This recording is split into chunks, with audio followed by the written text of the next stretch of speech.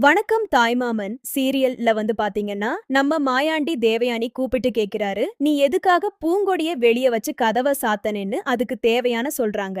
"அவ பண்ணது எனக்கு பிடிக்கலன்னா, நம்ம பிரீட்சைக்கு அவ்வளவு தூரம் போக வேண்டாம்னு சொல்லியும், அவ போனது எனக்கு பிடிக்கலன்னா, அதான்." அதுக்கு மாயாண்டி சொல்றாரு, "அவ முக்கியமான ஒரு பரீட்சைக்கு போறேன்னு சொல்லிட்டு தானே போனா, நானும் அதுக்கு என்ன சொன்னேன்? மறுப்பு தெரிவிக்காமல் நீ போமா, இருந்தாலும் சொல்லிட்டு போனேன். அப்படி இருக்கிறப்ப நீ ஏன் அவள அந்த மாதிரி பண்ண? நீ யார் சொல்லி இந்த மாதிரி பண்ண?" அப்படின்னு மாயாண்டி கேக்குறாரு. அதுக்கு பூங்கொடி பாத்தீங்கன்னா சைலண்டா நிக்கிறாங்க. சோ நமக்கு வந்து மாயாண்டி சப்போர்ட் பண்றாருன்னு சொல்லிட்டு, ஆனா உள்ளுக்குள்ள உங்களுக்கு வந்து பாத்தீங்கன்னா, பழி வாங்குற குணம் இருக்கு. இன்னும் தேவயான என்ன பண்றதுன்னு தெரியாம திரும்ப முழிச்சுட்டே இருக்கிறாங்க. நம்ம அழகரோ வந்து பாத்தீங்கன்னா, எதுவும் பேசாம அவர் அமைதியா தான் பக்கத்துல நின்னுட்டு இருக்கிறாரு.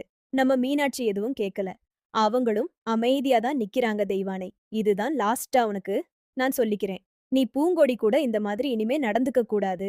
நம்ம வீட்லயும் இந்த மாதிரி 2 பொம்பள பிள்ளைங்க இருக்காங்க. இந்த மாதிரி நம்ம பண்ணுவோமா? அப்படி இருக்கிறப்ப, நீ எப்படி பூங்கொடிய எப்படி வெளில நிக்க வச்ச இதுதான் உனக்கு கடைசியா இருக்கணும். உனக்கு மட்டும் இல்ல.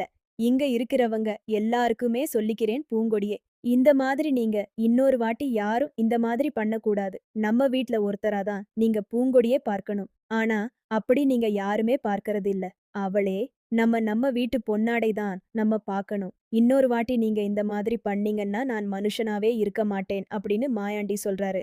கூட இருக்காங்க சியான். அதெல்லாம் ஒண்ணும் இல்ல. சியான் இவங்க மாறிடுவாங்க. நீங்க டென்ஷன் ஆகாதீங்க. நான் கூட இருக்கவங்க சொல்றாங்க. இல்ல இவங்களுக்கு நல்ல கடைசி தடவையா நான் சொல்லிக்கிறேன்.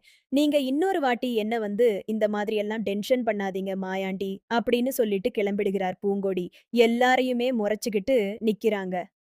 நந்தினி அழுதுகிட்டே இருக்காங்க. நந்தினி ஓரளவுக்கு பரவால்ல. பூங்கொடிய வந்து ஏத்துக்கிட்டாங்க. ஆனா உங்க அம்மாவால அவங்கள ஏத்துக்க முடியல.